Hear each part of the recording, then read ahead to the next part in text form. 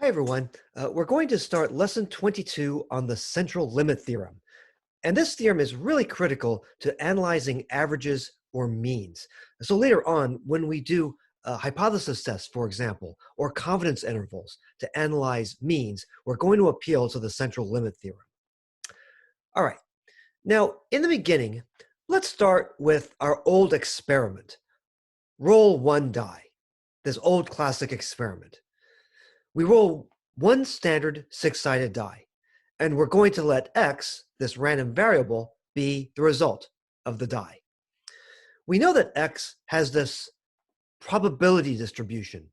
It's a discrete uniform distribution. The probability of getting a 1 on the die is 1/6. The probability of getting a 2 on the die is 1/6, and so forth. The probability of getting a 3, a 4, a 5, a 6, each 1/6.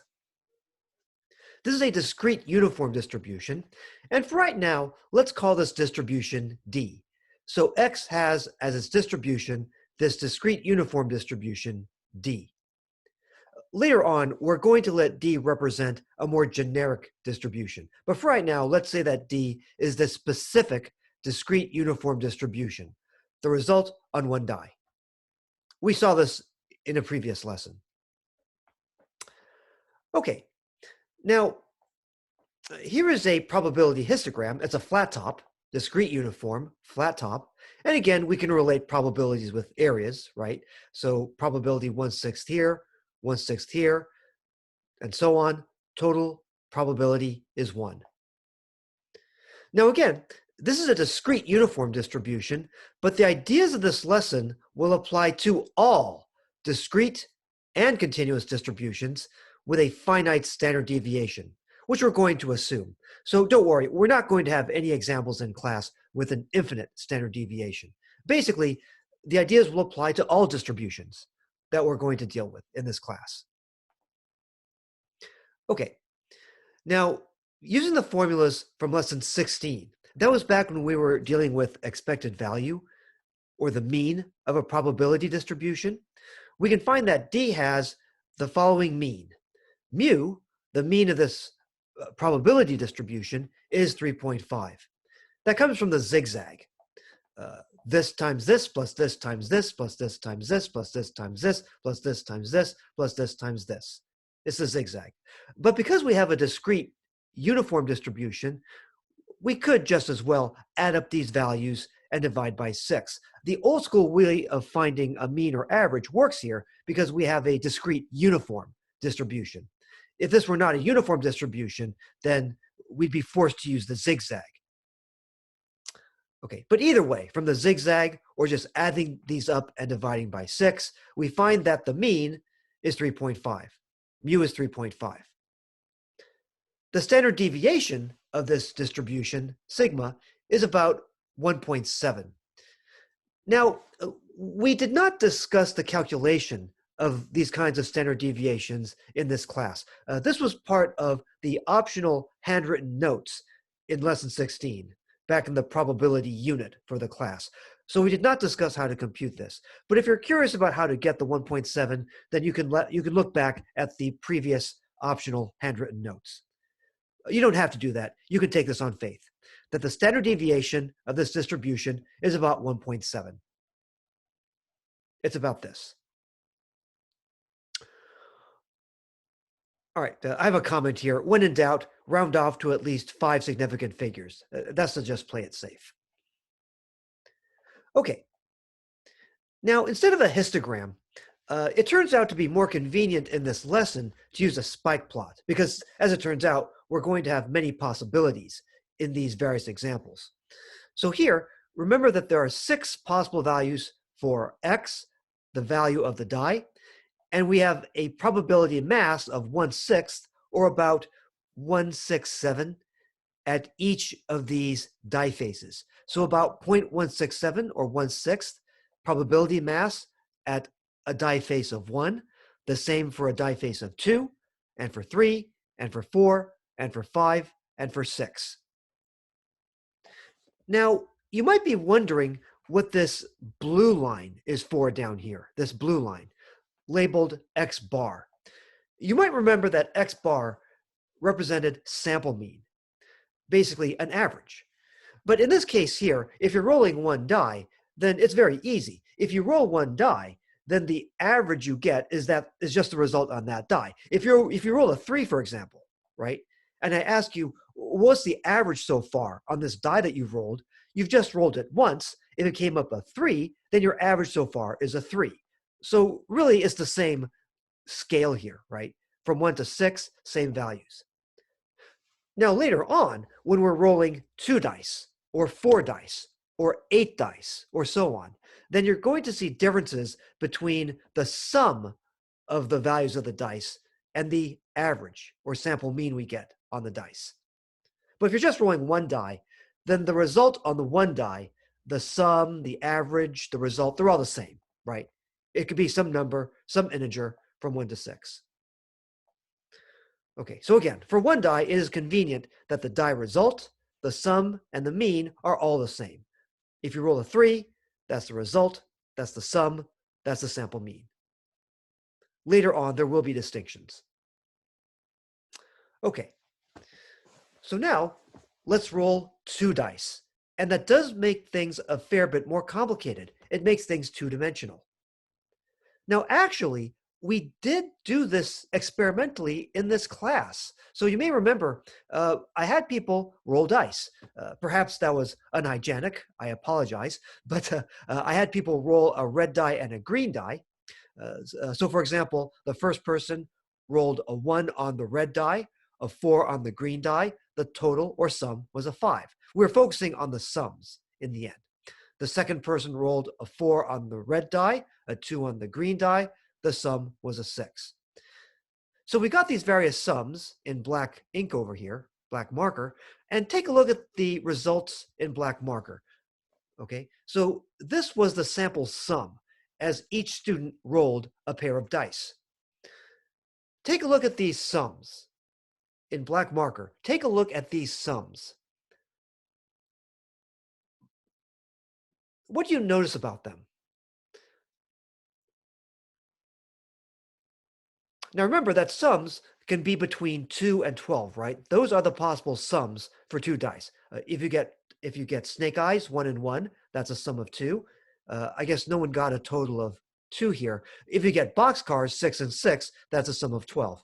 Actually, the third person did get boxcars. 6 and 6 is 12. But if you look here, does it look like the distribution of sums is uniform? Does it look like the lower sums, the middle sums, and the higher sums are equally likely? And the answer seems to be no, because we only have a few 3s, 4s, and 5s, it seems, and we only have a few 10s, 11s, and 12s, it seems, but we get a whole bunch of 6s and 7s, and we have an 8 here. And in fact, when we did a frequency histogram, okay, well first I did a straight up count by tallies. This is a frequency table with tallies. Okay, and here's a frequency histogram, the sums from 2 to 12. And when we did a frequency histogram, notice it was roughly triangular. It wasn't perfectly triangular. There was some sampling error, but notice that we tended to have like a peak in the middle and it sort of tailed off at the ends. Okay, so rolling 2 dice. We roll 2 standard 6-sided dice, 1 red and 1 green. Remember that made probabilities easier to calculate. We consider this to be a sample of size n equals 2 from the original distribution D for 1 die. So remember, the original distribution D looks like this, basically a flat top, right? Okay, this is the original discrete uniform distribution for rolling 1 die. Now, take the first student, say. The first student rolled 2 dice. So basically, the student was taking a sample of size 2 from the same distribution, this same flat top distribution, a sample of size 2. And in fact, each student was taking a sample of size 2 from this distribution. Each student rolled 2 dice. Let x sub 1 be the result of the red die. Let x sub 2 be the result of the green die. So both x sub 1 and x sub 2, the result of each die, has this original Big Daddy D distribution, this flat top, uniform. All right. But now we're going to consider the distribution for the sum of the two dice. Summation x, x sub 1 plus x sub 2, the sample sum or total of the dice. If you're in Vegas and you're rolling a pair of dice, you usually care not so much about the red die versus the green die, but what was the sum of the two dice. So for example, if you roll a 3 and a 4, then the sum is 7.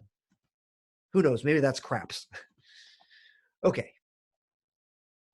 Likewise, in addition to a sample sum, we can also talk about a sample mean or average. It's a capital X bar here because it's a random variable. It'll vary depending on what the student gets, right? Okay, so the sample mean here is a random variable. Let's say I go to the first student. I don't know yet what the first student is going to roll. So X bar, the sample mean or average for the two dice that the student will roll, I don't know the value of this yet because I don't know the value of x1 and x2 just yet. But I do know that eventually, when the student rolls the red die and the green die, and when we get results for x sub 1 and x sub 2, I think the first student got a 4 for x sub 1 and a 1 for x sub 2, then we could compute the sample mean or average. If the student rolled a 4 and a 1, then the average is 5 halves or 2.5. The average of 4 and 1 is 2.5, and that would be the value of X bar for the first student. Each student rolls a pair of dice, each student gets a sample sum, and each student gets a sample mean. And of course, we expect them to have some differences. Some students rolled smaller sums, some rolled medium sums, some rolled larger sums. And therefore, some students got lower means, some got middle means, some got higher means. Notice I said middle means. Yes, there is the idea of a mean of means. We're going to talk about that. Okay, so for each student, we have this random variable. Well, summation x, that's a random variable, and also x bar, that's another random variable. All right. Now let's consider the distribution of the sums and the sample means, the sample sums and the sample means. Okay, well, let's look at the various possibilities. We've looked at these tables before. Let's look at the possible sums that we can get on a pair of dice. The red die can come up any integer from 1 through 6. The green die can come up any integer from 1 through 6. These are equally likely for red. These are equally likely for green. So each of these individual cells will be equally likely. Each individual cell is equally likely. In a way, each individual cell here in the body corresponds to an ordered pair. So for example, red 1, green 1, that gives a sum of 2. Red 1, green 2, that gives a sum of 3. Red 2, green 1 also gives a sum of 3, but it's a different ordered pair for red and green. Still, we get the same sum. Now notice that if you look for common sums, they lie on these skew diagonals here. There's only one way to get a sum of 2, that's snake eyes, 1 and 1. There are 2 ways to get a 3, red 2, green 1, and red 1, green 2. I'll do some marking. There are 3 ways to get a 4, 3 and 1, and then 2 and 2, doubles, and then 1 and 3. 4 ways to get a 5, 5 ways to get a 6, 6 ways to get a 7. That's the most likely value. There are 6 ways to get a 7. And so the probability of getting a 7 on a random roll of 2 dice would be 6 out of 36, or 1/6. Remember, there are 36 ordered pairs in here, and there are 36 cells in here. 36 equally likely outcomes corresponding to these ordered pairs. But then after the 7, then the sums become less likely. There are 5 8s, just as there were 5 6s. There are 4 9s, just as there are 4 5s. We have symmetry here. We have 3 10s, just as there were 3 4s. We have 2 11s, just as there were 2 3s. And we have 1 12, just as there was 1, 2. So there's symmetry about this skew diagonal here along the 7s. Okay, so here's our table of sample sums. Next to it, I have the table of sample means or averages. And remember, ultimately, we're going to use the central limit theorem to analyze means. So even though we're used to sums, we're going to focus more on this in terms of the theory. Okay, the sample sums can be integers between 2 and 12. The sample averages can be between 1 and 6. The lowest average you can get is 1. That's if you get snake eyes. 1 on red, 1 on green, your average would be 1. The highest average you can get is 6. That's if you get boxcars. The third student got that. Getting a red on 6 and a red on green, that's what this student got. Red on 6, red 6, green 6, sum of 12. Okay, that's an average of 6. Now, if you get a sum of 7, and a lot of students got 7s, right? Lots of students got 7s for sums. It's the most likely sum. Then your average is, well, the sum is 7. You've rolled 2 dice. 7 divided by 2 is 3.5. That's the most common average. It turns out to be the mean of means. It's the expected value of x bar, the sample mean. It's the most likely mean, 3.5. Okay, and the averages can go from 1 through 6, but they can also be these decimals. For example, let's say that you get a 2 and a 1. Let's do this in red. Let's say that you get a 2 on red and a 1 on green. A 2 on red and a 1 on green. That means that your sum, or total, your value for summation x, is going to be 3. You roll a 2 and a 1, Vegas says you've rolled a 3 as your sum or total. But your average, or sample mean, will be 1.5. Your sum, 2 plus 1 is 3, but then we divide by 2, right? 2 plus 1 is 3, but you divide by 2, and you get 1.5, which makes sense. If you roll a 2 on the red die and a 1 on the green die, then your average is 1.5. That's your sample mean. All right. Now, what happens if we try to do a histogram or this is called a spike plot, remember. This is called a spike plot, which can be more precise and deals with more possible values here. What if we do spike plots for the possible sums and the possible means? Basically, what are their probability distributions? We also call them sampling distributions because if we have like 1 million students rolling dice, then we're going to see something very similar to the theoretical distributions. Okay, so let's talk about these spike plots. The spike plot below describes 2 sampling distributions at the same time. The distribution of sums, so that's denoted here by summation x. Remember, the sums go from 2 through 12. The possible sums on 2 dice can be any integer from 2 up through 12. 7 is most likely. You see, the highest spike is there. But also, in this big picture, we have a spike plot for the distribution of means, x bar. That's going to be this row over here, where the sample averages, or just the straight up averages, can be between 1 and 6. In fact, the most likely average, the mean of the means, and it's the most likely average, is 3.5. Because if you roll a sum of 7, your sample mean, your average, is 3.5. So notice here that the shape of the distribution for summation x and for x bar, for the sum and for the average on the 2 dice, the shape is the same, but we require different scales. The scale for the sum goes from 2 to 12. The scale for the averages goes from 1 to 6. And notice that the boundary values, 1 and 6, they're the same as for 1 die, right? If you roll 1 die, you can get something between 1 and 6. If you roll 2 dice, or even 2 million dice, the average on 2 dice or 2 million dice will be somewhere between 1 and 6. We're going to talk more about these distributions in the next lesson.